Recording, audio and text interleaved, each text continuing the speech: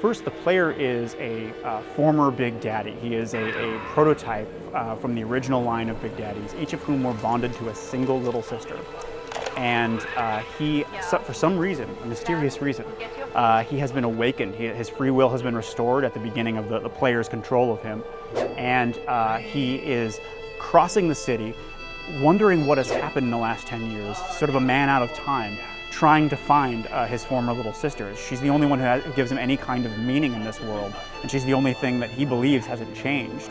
And so he's pursuing her and comes into conflict with Sophia Lamb as a result. One of the many thematic goals of BioShock 2 has to do with sort of rapture from a child's eye view. And so I'll start with Ryan Amusements. Ryan Amusements is a theme park designed entirely to brainwash children. Rapture is a secret, and they can't really have kids that are born there wanting to see Ireland, you know. So they have to scare those kids out of ever visiting the surface. And so you basically walk around through one of Andrew Ryan's terrifying propaganda messages, live in a kind of, House of Horrors kind of style. So, but the parasites say no. What was yours is ours. We are the state. We are gone. We demand our share. From there, the player learns about the adoption mechanic and finds, a little sister wandering around through Ryan Amusements, and that's where he kind of understands how he adopts the little sister and uses her to gather Adam to grow his character. Much later, Siren Alley is where Andrew Ryan's ideas have kind of been left behind because he's dead now, and Sophia Lamb is on the rise. Sophia Lamb has taken over the city and has got a kind of underground church built there. And so Siren Alley's themes, because it's the red light district, are kind of about what happens when people lose hope and the kind of faith that they end up turning to and how that can be manipulated.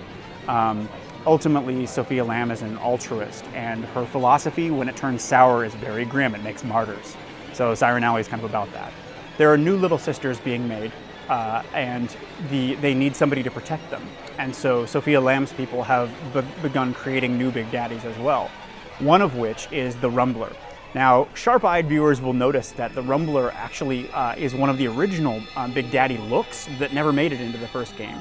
We've overhauled his behaviors completely and basically made him from the ground up in terms of his functionality. But that art direction we wanted to make sure sort of inherited from the same spread that the player faced in the first game. So we took the Rumbler and brought him to the fore.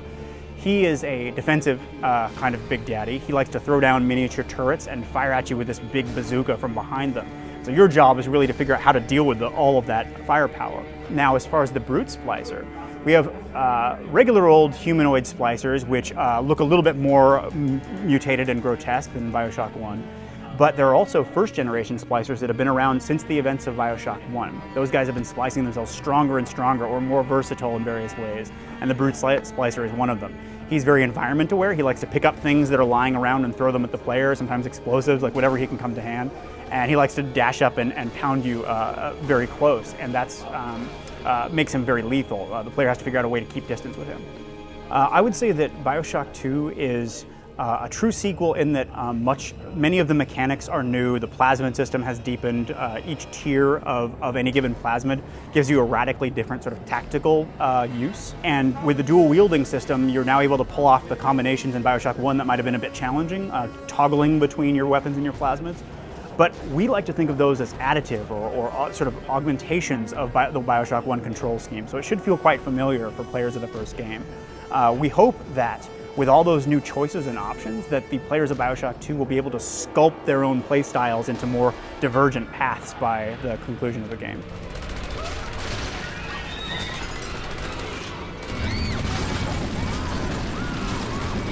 One of the things that I felt had the most potential for expansion in the first game was the relationship between the Big Daddies and the Little Sisters.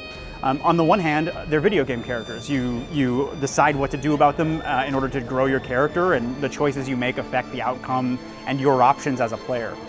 But I felt that there was something very primal about these two characters, and that we could spin that in a very broad way into a sort of thematic message carrying from the first game about family. It's not didactic in the sense that I'm not going to tell you guys what to think about the game. Our themes are very participatory, but family is an important sort of internal touchstone that we have managed to I think, convey with the actual mechanics. BioShock, we very much wanted the story to live in the actions as well. And so, as a Big Daddy, the little sisters are not just, they don't regard you as strangers, they regard you as family. And the choice that you're making with them is not just whether to deal with them now or deal with them in a different way. It's to how much of their trust that you're willing to either make good on or exploit.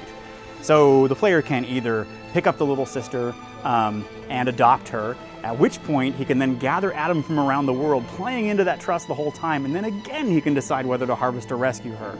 Or if he doesn't feel like it at the time, he can just deal with her on the spot. We feel like that changing the moral context of those choices has some power, and it definitely affects the story's outcome. All the choices that the player makes in the game, because we are trying to celebrate the player's free will this time around, affect the story's outcome. Now, as far as the Big Sisters go, the Big Sisters are the most powerful guardians of the Adam ecology in Rapture. When a little sister is lost and the Adam from her ends up in some Splicer's vein, the Big Sister hunts them down. Well, previously, the Big Sister was a single character that was tied to the story front to back. Now, there is still, without spoiling anything, there is still a very prominent character like that, but I don't want to reveal too much about her because that's, the sort of surprise payload of the game. But there are also encounters with Big Sisters that you can decide how to deal with, because they are in fact the most difficult battle that you face as you go through to the end. So that character has sort of fractaled out into different incarnations, and you guys will I guess experience those firsthand.